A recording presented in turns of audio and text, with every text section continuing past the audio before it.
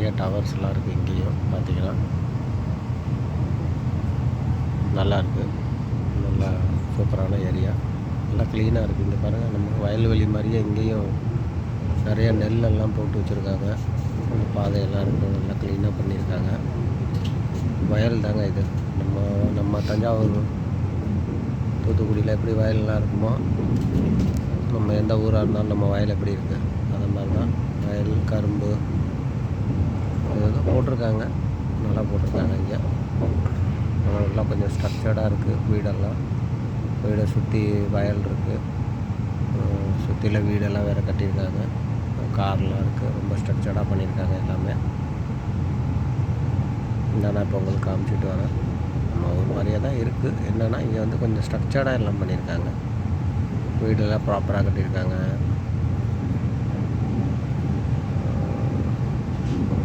இந்த சப்ஸ்டேஷன் அதே தான், எல்லாமே ஒரே மாதிரி தான் இருக்குது. நல்லா இருக்குது. ஏரியா வந்து நல்லா பச்சை பச்சேர்னு இருக்குது ஜப்பானில். நான் இப்போ வந்து டோக்கியோ ஸ்டேஷன்லேருந்து, ரயில்வே ஸ்டேஷன்லேருந்து நாரிட்டா ஏர்போர்ட்டுக்கு போயிட்டுருக்கேன். நாரிட்டா எக்ஸ்பிரஸில். அது வந்து ஒரு புல்லட் ட்ரெயின் மாதிரி. அதுக்கு நான் வந்து ஒரு 1780 yen கொடுத்துருக்கேன். பட் இருந்தாலும் வந்து ஒரு 60-70 கிலோமீட்டர் இருக்குங்க. ஸோ ரொம்ப சீப்பான ஆப்ஷன், ரொம்ப ஈஸி தான். நீங்கள் டோக்கியோ ஸ்டேஷனுக்கு வந்துட்டிங்கன்னா ஈஸியாக. ஆனால் டாக்ஸிலாம் ரொம்ப காஸ்ட்லிங்க.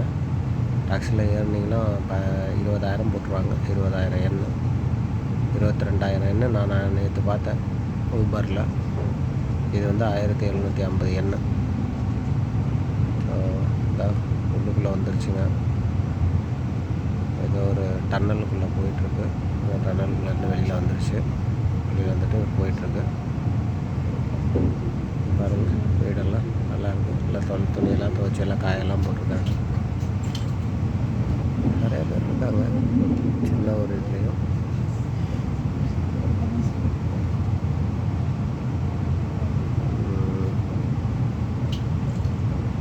இங்கேயும் நம்மளை மாதிரி அந்த டிரான்ஸ்ஃபார்மர்லாம் இருக்குது பார்த்திங்கன்னா.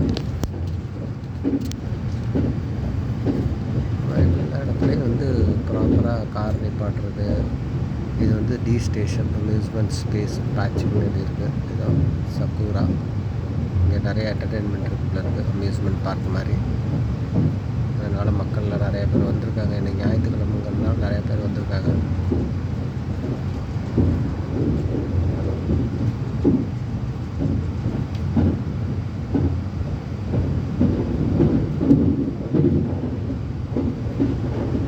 தண்ணியெல்லாம் இருக்குது.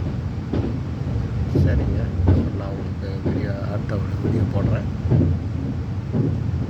அது வரைக்கும் உங்களிடமிருந்து விடைபெறுவது மாரியப்பன் வேலுசாமி. தேங்க்யூ.